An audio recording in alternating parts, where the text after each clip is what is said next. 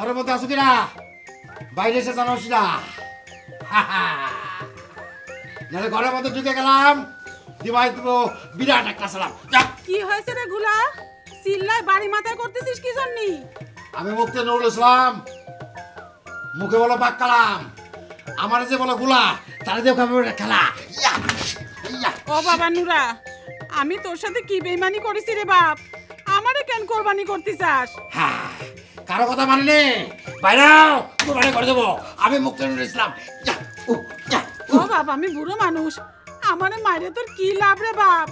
আমারে মাফ করে দে। আমি নুরুল ইসলাম রাজকুমার, চন্দনদ্বীপের রাজকন্যা শাহজাদি গুলবাহার।